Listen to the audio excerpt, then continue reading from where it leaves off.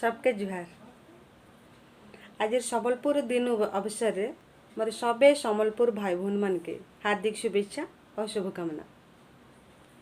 मुई आज गोटे कविता सुनवा के चाहूँगी।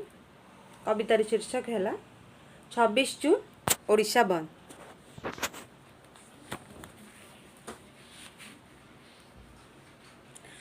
ननी रे बढ़ई दे लंबा लंबा पहा, ननी रे बढ़ई दे लंबा लंबा पहा, तेणे बाकी अच्छे चढ़ाकू नदी पार होई दी दीटा डंगर, एणे उछुली गलानी फेरिबार बेल।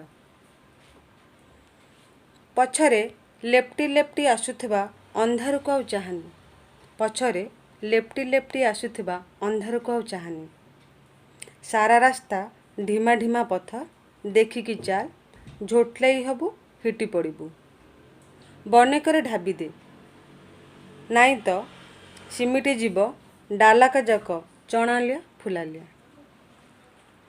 गाँ न छुणु एइने टाकी बसी थिबे जे जार पैसा पाई। देखुनु अलनाटारे आजी दुकान बजार गाड़ी मोटर बंद, खाली जहा हताशपण को गंठई धरिची काने रे। ई बाटे पेट जली पाउंस, ई बाटे पेट जली पाउंस, से बाटे ठाकुरों को नहीं हट्टगोल ओडिशा बंद। तांको ओडिशा तांको शासन तांको ठाकुरों को नवकले बर, सस्तारे बलि पड़ुची खाली आम डंगरिया भूकिला पेट। एइटा गोटे बागलो ननी, एइटा गोटे बागलो ननी गरीब दुखी के पेट मारिबार। एणे अंटा पिठी नई गलानी, एणे अंटा पिठी नई गलानी, छिंडी गलानी आंठुरु गंठी ए बुढ़ा डंगर देहरे देह नेसी घसी होई। गपर बुढ़ा मांकड़ भली काई कोउ कालू बुझे आसुची गाँ मुखिया, गपर बुढ़ा मांकड़ भली काई कोउ कालू बुझे आसुची गाँ मुखिया।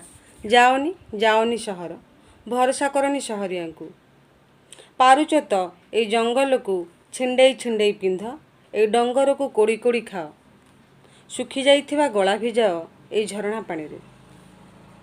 माटी को बिछना कर, माटी को बिछना कर, ढाबी है जीवा को अनै रहिची काई बेलू दुरंत आकाश। एइठी कांद एइठी हस, एइठी कांद एइठी हस, एइटा आमर पितृ अर्जित देश।